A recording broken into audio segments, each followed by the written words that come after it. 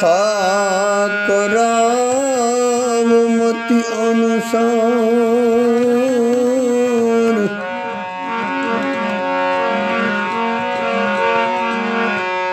પ્રેમ સહિત ગાદી ધરાવો પધારજો પવન કુમાર શ્યાવર રામ ચંદ્ર પદ પ્રિય હો સદગુરુ ભગવાન પ્રિય હો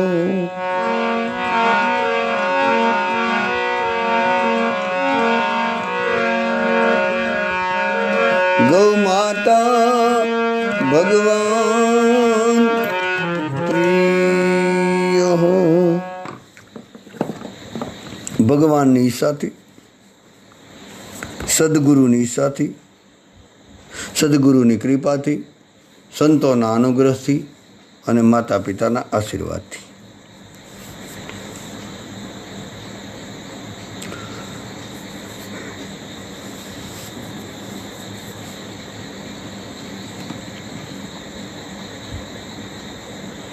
આપણે ગઈકાલે પ્રસંગ હાલતો હતો ગાય માતાની સેવા.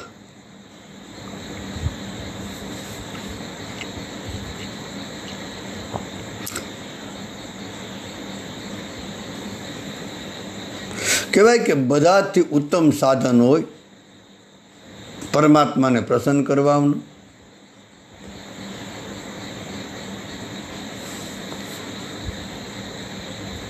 તો બીમાર વિકલાંગ નિરાધાર એવી કોઈ ગાયોની આપણા દ્વારા સેવા થાય. આપણો પૈસો એની સેવામાં વપરાય.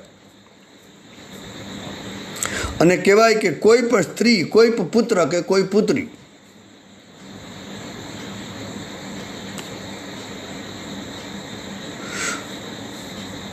એ કોઈ પણ સેવા કરે એ જે જગ્યાએ જશે એ જગ્યાએ સફળતા મળશે.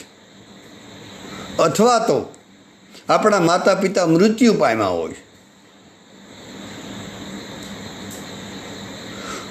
અને આપણે ગાય માતાની સેવા કરીએ તો કહેવાય કે આપણા માતા પિતા અને ઉત્તમ પરલોકમાં એની વાસ થાય. કહેવાય ગૌ માતાના આશીર્વાદથી ઉત્તમ ગતિ પામે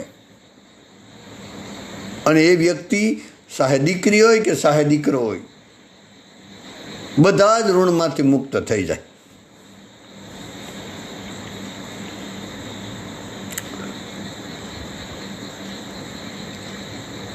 જે સંતાનો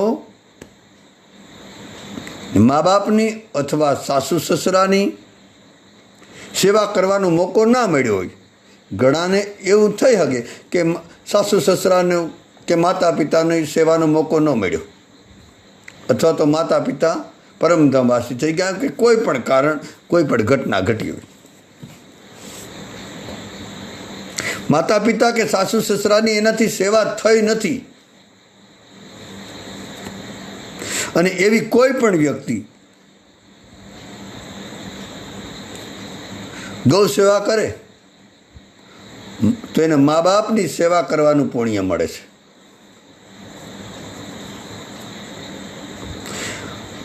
અને પરલોકમાંથી એમના પિતૃઓ આશીર્વાદની વર્ષા કરે. ભલે એના માતા પિતા મૃત્યુ પામ્યા, એના સાસુ સસરા મૃત્યુ પામ્યા અને સેવાનો મોકો નથી મળ્યો, તો એના બદલામાં એવા પિતૃઓને રાજી કરવા માટે આપણે ગૌ માતાની નિષ્કામ ભાવથી, નિસ્વાર્થ ભાવથી સેવા કરીએ તો આપણા જે પિતૃ પરલોકમાં કે જે જગ્યાએ જે લોકમાં હોય ત્યાંથી આપણે આશીર્વાદ આપશે.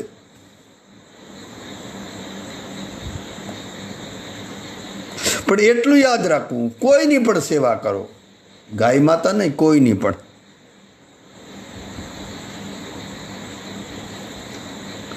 મૂળમાં ભજન ન ભૂલાવવું જોઈએ. પરમાત્માનું સ્મરણ સાથે રાખીને સેવા કરવી.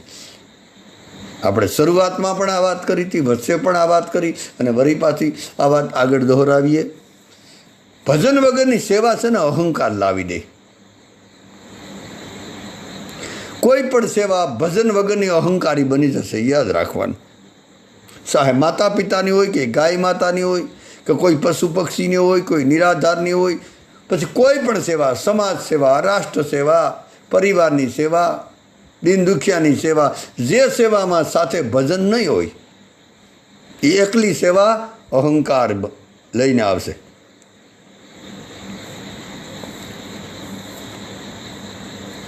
અથવા તો એમ પણ કહી શકાય કે ભજન વગરની, સમરણ વગરની જો સેવા કરવામાં આવશે ને તો એ સેવામાં જેટલી માત્રામાં ફળ મળવું જોઈએ ને એટલું નહીં મળે. તો કહેવાનો મતલબ કે મૂળમાં ભજન હોવું જોઈએ, સમરણ ન સુકાવવું જોઈએ. સેવા કરતાં કરતાં સમરણ કરવું. અને તુલસીદાસજીએ રામચરિત માનસમાં સિક્કો મારી દીધો. બીનુ હરિભજન ભવ ન તરીએ. એ સિદ્ધાંત આપ્યો તુલસીદાસે કે ઈશ્વરના ભજન વગર ભવસાગર પાર થવાતો જ નથી.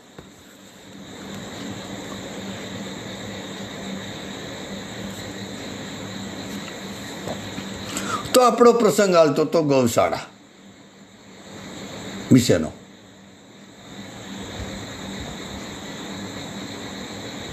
આમ તો કહેવાય કે દરેક ગામમાં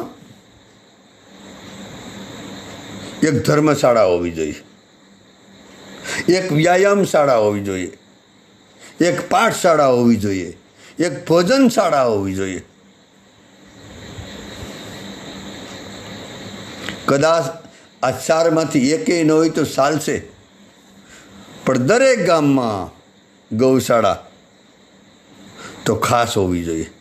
કહેવાય કે જે ગામમાં ગૌશાળા નથી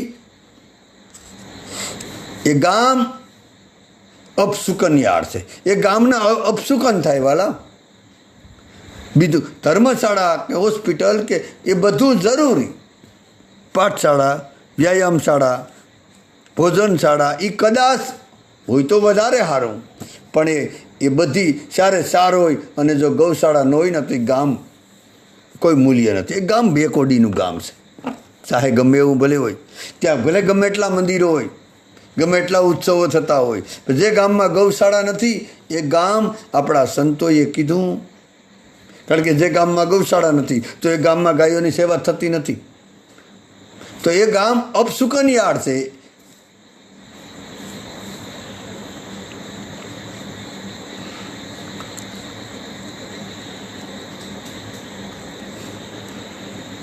અને આપણે આખીર તો આપણે છે તો ધનના ભૂખ્યા.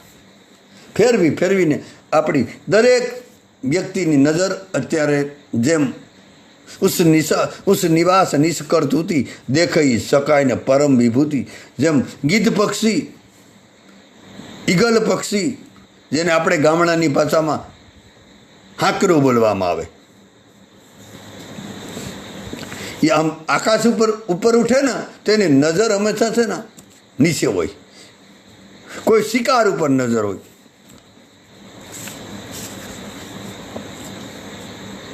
એમ આજના વ્યક્તિની નજર મોટા ભાગે ધન ઉપર છે.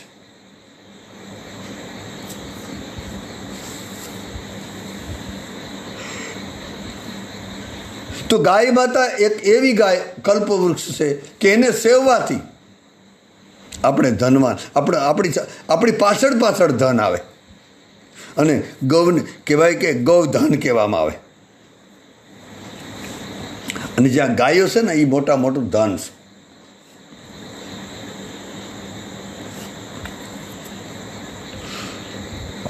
આવું મહાભારતમાં મહર્ષિ ચ્યવન અને રાજા નહુષીની કહે છે. મહાભારતમાં મહર્ષિ ઋષિ ચ્યવન અને રાજા નહુષીને આ વાત કરે છે કે એ રાજા, આ સંસારમાં ગૌ માતા સમાન બીજું કોઈ ધન નથી. બધાથી સર્વશ્રેષ્ઠ ધન હોય તો ગૌ માતાની સેવા, ગૌ માતાનું સાનિધ્ય.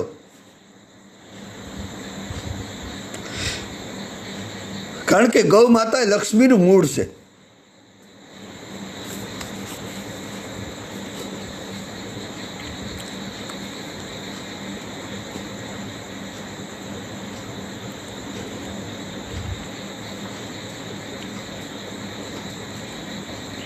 એટલે કે ગૌ માતાનો અર્થ આપણે રૂપિયા એટલે ધન એટલે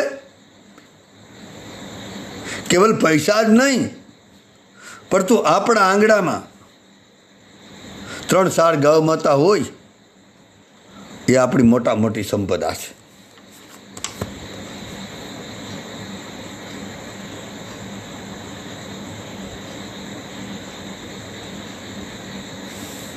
કહેવાય કે ગૌ માતાને પરમ ધન માનવામાં આવે.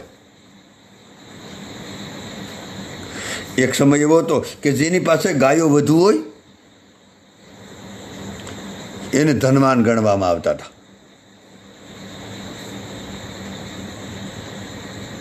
અને આજથી 100 વર્ષ પહેલાં તો કોઈને ધન આપવાનું હોય તો ધન ન આપે પણ ગાય આપી દેતા હતા. તેને ગાય આપવામાં આવતી, કારણ કે ગાય જેટલી પરોપકારી, ગાય જેટલો પરમારથ કરવાવાળો આ સંસારમાં બીજો કોઈ જીવ છે દેખાતો જ નથી. કોઈ નહીં. બધાથી વધારે ને વધારે પરમારથ, બધાથી વધારે ને વધારે પરોપકાર જો થતો હોય તો ગાય દ્વારા.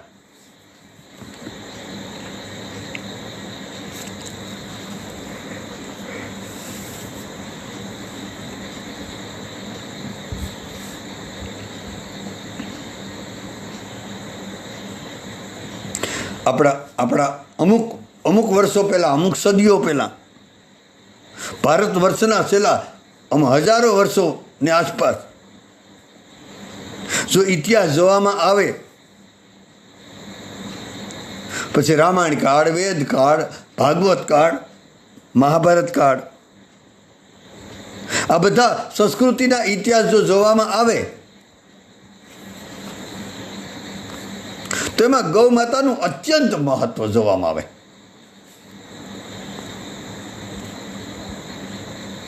કારણ કે આપણે આગળ વાત આવી ગઈ કે ગાય માતાના શરીરમાં 33 કરોડ દેવી દેવતાઓનો વાસ છે. એ તો આપણે એના વિશે આધ્યાત્મિક અર્થ થઈ ગયા. એના ગોબરમાં, એના સાણમાં લક્ષ્મી દેવીનો વાસ છે. અને આ વાત બધા ઋષિ મુનિઓ, સાધુ સંતો, વિદ્વાનો, જ્ઞાનીઓ, પંડિતો, બધા જ મહાપુરુષોએ આ વાતનો સ્વીકાર કર્યો છે.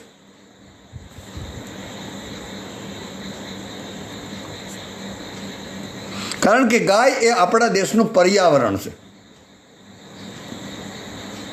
ગાય આપણા દેશનું અર્થતંત્ર છે. ગાય આપણા દેશની સંસ્કૃતિ છે.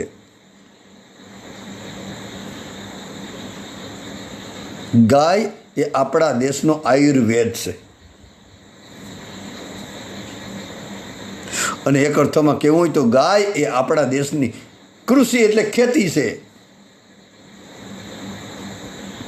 એટલે આપણે ત્યાં કહેવાનું કે ગૌ માતા એ ભારત દેશનું કૃષિ શાસ્ત્ર છે. કૃષિ શાસ્ત્ર છે. જરાક વિચારજો વાલા.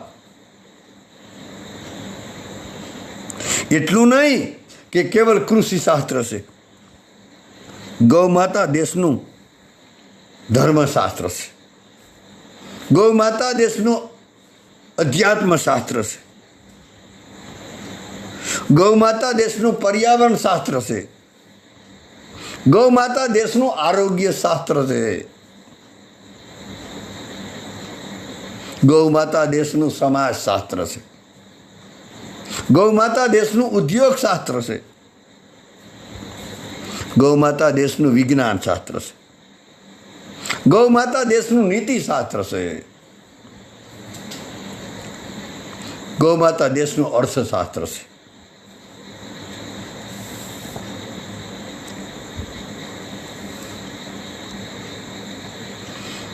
આપણા દેશની ગરીબી, બેકારી, ભૂખમરો અને આ બધામાંથી આપણા દેશને જો બચાવવો હોય, એક જ એક જ ઉપાય છે.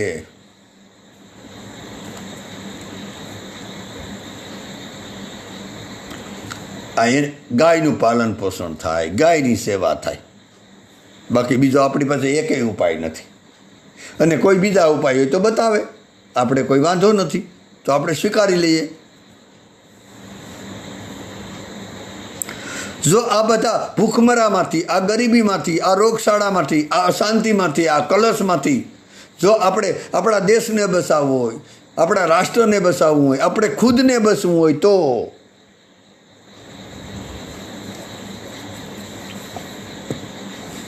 આપણે ગાયને બચાવવી પડશે. કારણ કે આપણી ખેતીનો મુખ્ય આધાર ગાય માતા છે.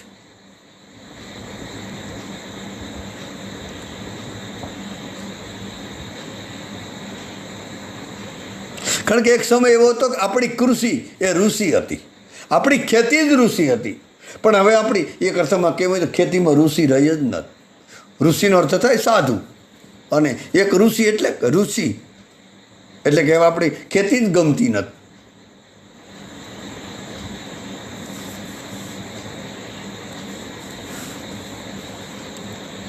હવે આપણે મફતમાં એવા થઈ ગયા, થોડાક આપણે આળસુ થઈ ગયા.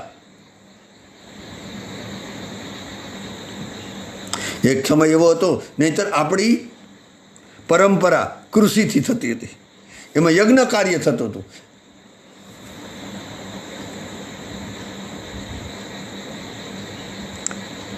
કારણ કે આપણી ખેતીમાં, આપણી કૃષિમાં સ્વાર્થ અને પરમાર્થ બંને હતા. અને આપણી કૃષિ એ પરંપરાનું કેન્દ્ર હતું.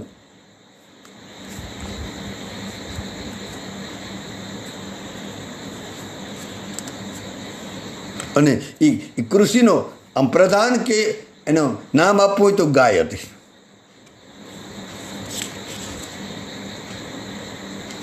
એટલા માટે આપણી કૃષિ બસાવી, આપણી ખેતી બસાવી, તો આપણે એવો સંકલ્પ કરીએ.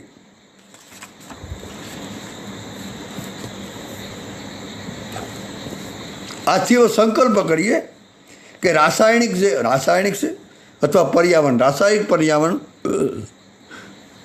જે આ ભક્ષક પ્રકૃતિ છે ને, એનું જે શોષણ કરનારી દવાઓ,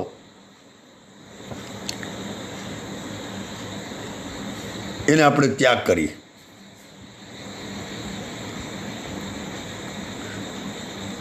અને આપણી ગૌમાતા આધારિત કૃષિ કરીએ, જે પ્રાચીન ઋષિ કૃષિ જેને કહેવામાં આવે, એ અપનાવી લઈએ.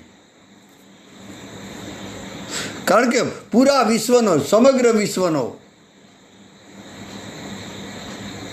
પર્યાવરણનો આધાર હોય ને તો ગૌ માતા છે. આપણી ખેતીનો આધાર હોય તો ગૌ માતા છે. આપણો ખુદનો આધાર હોય તો ગૌ માતા છે. એટલે કૃષિનો આધાર ગૌ માતાનું સાણ અને અથવા કે ગોબર, એના ઉપર જ આપણા બધાનું, સમગ્ર જગતનું આરોગ્ય સચવાયેલું છે.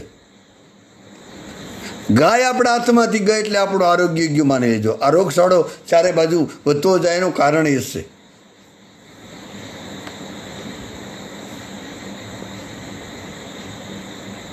એટલા માટે આપણા હિન્દુઓના જેટલા હજારો ગ્રંથો છે, બધા જ ગ્રંથોમાં ગાવો વિશ્વસ્ય માતર, ગૌ માતા વિશ્વની માતા છે, આવો શ્લોક લખવામાં આવ્યો.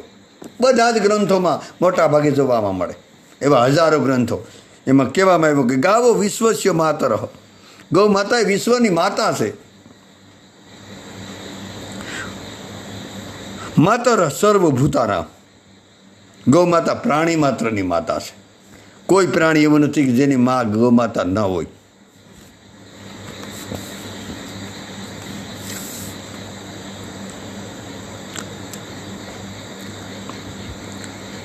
અને પર્યાવરણની તો દેવી છે.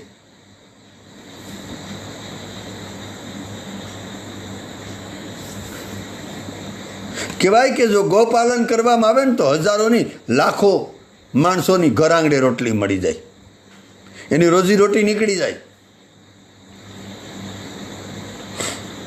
એટલા માટે તો ખેડૂતને જગતનો તાત કહેવામાં આવતો. આપણે બધાને આવી કહેવતની ખબર છે કે જગતનો પિતા કોણ છે, જગતનો તાત કોણ છે, તો કે કિસાન, ખેડૂત.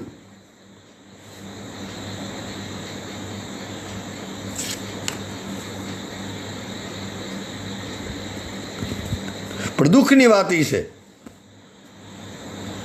કે હવે ખેતી કોઈને ગમતી નથી. અને ખેતી ત્યારે જ સફળ થાય, કૃષિ ત્યારે જ સફળ થશે કે જ્યારે એની સાથે ગાય હોય. ગોપાલન અતિ જરૂરી છે.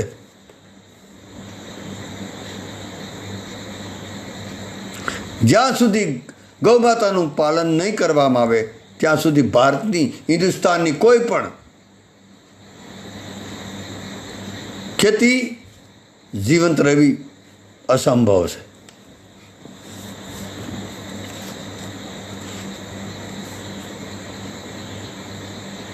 કારણ કે ગાય માતા કેવલ દૂધ આપે એટલું નથી, ગાયનું ગોબર અતિ મૂલ્યવાન છે. ગાય ગોબર આપે, ગાય બળદો આપે, પણ બળદોને આપણે રહેવા દીધા નથી.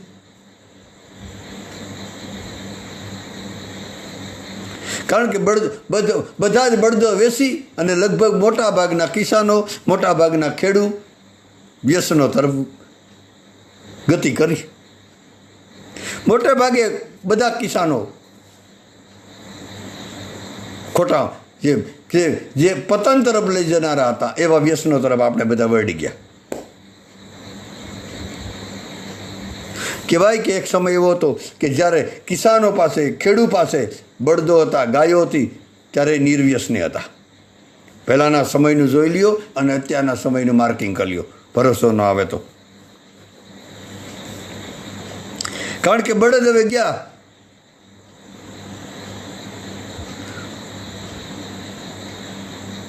આપણી ખેતીમાં ટ્રેક્ટરો આવ્યા અને બળદનો ઉપયોગ બંધ થયો.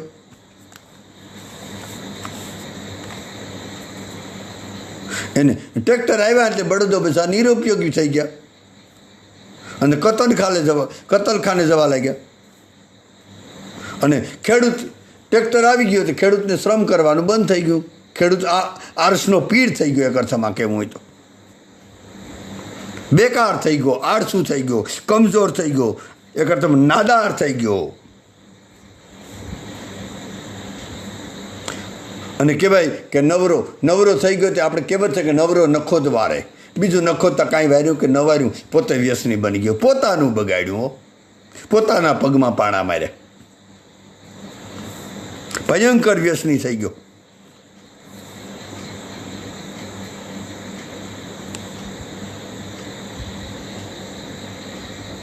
કહેવાય કે ટ્રેક્ટર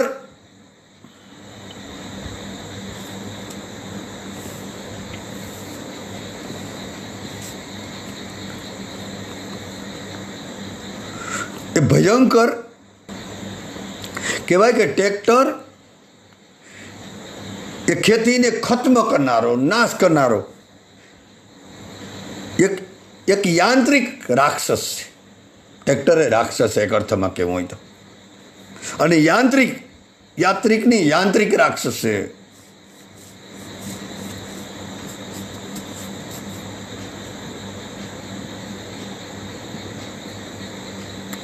બીજા અર્થમાં કહેવું હોય તો ટ્રેક્ટરો એ આપણા દેશના કતલખાના છે.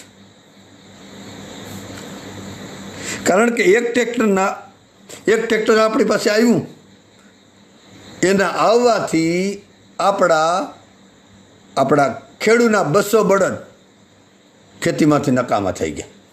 એક ટ્રેક્ટર 200 બળદનું કામ કરે, પણ 200 બળદ કતલખાને વયા ગયા. ક્યારેય આશા ન રાખતા વાલાવ. આપણે ખેતીમાં સફળતા મળે, ભલે કીધું હોય કે ઉત્તમ ખેતી, મધ્યમ વેપાર, કનિષ્ઠ નોકરી, એ બધી જ વાત હાસી છે.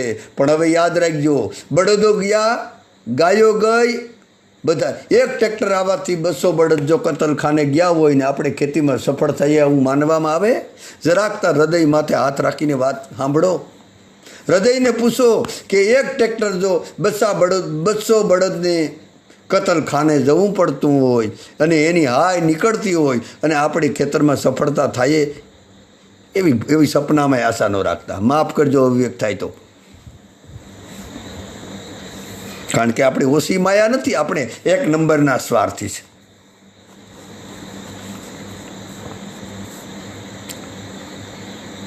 એ બધા બળદો કતલખાને ગયા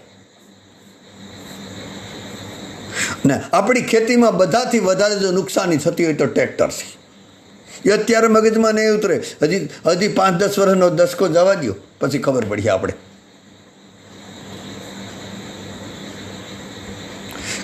કારણ કે ટ્રેક્ટરમાં મોંઘું ડીઝલ અને એ પાછું એમાં કેમિકલ યુક્ત ધુમાડો કેટલો ભરી પર્યાવરણ બગાડે, એનાથી ભયંકર હાનિ થાય.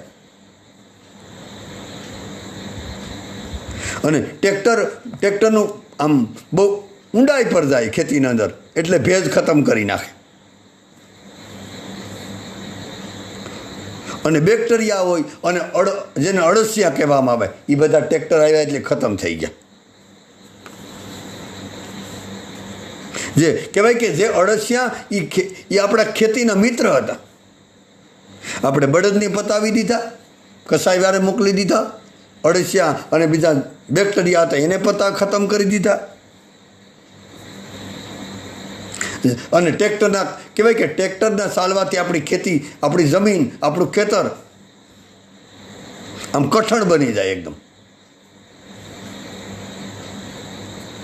એક અર્થમાં કહેવું હોય ને તો ટ્રેક્ટરોએ આવી અને આપણા દેશનું સત્યનાશ કાઢ્યું. જોકે ટ્રેક્ટર તો એક યંત્ર છે, એ તો જડ વસ્તુ છે, પણ ટ્રેક્ટર જે ખરીદવાવાળા છે, જે ટ્રેક્ટર બળદ મૂકીને જેને ટ્રેક્ટર લીધું ને એને પોતાનું સત્યનાશ કાઢ્યું. અને સપના બહુ ઊંચા દોરીને બેઠા કે અમારે સુખી થવું. ખાખ આશા જ ન રાખતા. સપના સેવા કરીએ જેને હું કહેવું. એક તો પરંપરાગત ભાઈઓમાં વેચતા 5-7 વીઘા આપણા ભાગમાં આવ્યો છે. એમાં ટ્રેક્ટરનું ભાડું મોંઘું, એમાં બિયારણ, કેમિકલયુક્ત વિલાયતી ખાતર, એમાં રાસાયણિક જંતુનાશક દવા, એમાં પાણી, એમાં વીજળી, એમાં મજૂરી. આ બધું જ ખેડૂતોને પછી મોંઘું પડવા લાગ્યું. સરવાળે ખેતી આર્થિક રીતે પોસાતી જ નથી જરાય. એટલે અત્યારે ખેતી આપણે પોહાતી નથી. બીજું, આપણા દેશમાં આપણા ઉપાડા પ્રમાણે, આપણા કર્મ પ્રમાણે, આપણા વ્યસન પ્રમાણે, આપણા પાપના ધંધા પ્રમાણે, આપણી બેઈમાની પ્રમાણે વરસાદની અનિયમિતતા. એક તો વરસાદ હરખો પડે નહીં, પડે તો યા તો અતિરેક થાય, યા તો અનાવૃષ્ટિ થાય અથવા અતિવૃષ્ટિ થાય. એટલે પાકની જેટલી જરૂર એટલો વરસાદ મળે નહીં, યા તો વધારે મળી જાય, વધારે વરસાદ પડી જાય. અને ઘણીવાર વધારે વરસાદ પડી જાય, જે અવાર કૃપા થઈ એ રીતે, તો આપણો જે પાક હોય એ ખતમ થઈ જાય.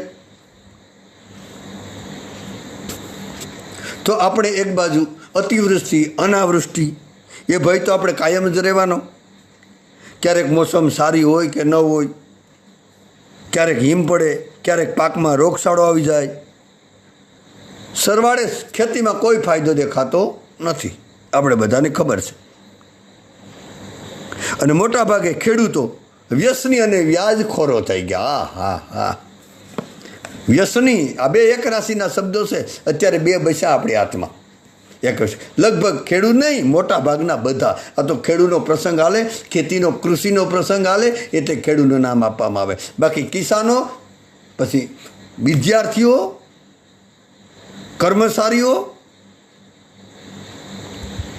બધા બહેનો ભાઈઓ લગભગ મોટા ભાગે વ્યસની બની ગયા. અને ખેડૂત નવરા થઈ ગયા, ખેતીથી પછી ખેતી એને ભારી પડવા માંડી એટલે પોતે વ્યસનો બની ગયા. અને વ્યાજે પૈસા આપતા ગયા. અને વ્યાજમાં જે મફત આવે એમાં પછી મફતના પૈસા તો અસત્યના માર્ગે લઈ જાય, તો આપણે બધાને પાકી ખબર જ છે. એટલે ખેડૂતો પછી પાયમાલ થવા લાગ્યા, માલામાલને બદલે. તો હજી પણ બસવું હોય તો એક જ ઉપાય છે, ગૌપાલન કરીએ, ગાયોનું પાલન કરીએ અને ગૌપાલન આધારિત ખેતી કરીએ, તો જ આપણો વિકાસ છે, તો જ આપણો સમસ્યાનો ઉકેલ છે. એના દ્વારા જ આપણી ગરીબી, આપણી બેકારી, આપણો ભૂખમરો એ દૂર થશે. બાકી એ સિવાય કોઈ ઉપાયની આશા રાખતા નહીં. બધું કૃષ્ણાર્પણ. કાંઈ પણ અવેગ થાય તો ક્ષમા કરજો. જય શ્રી રામ. રાધે રાધે.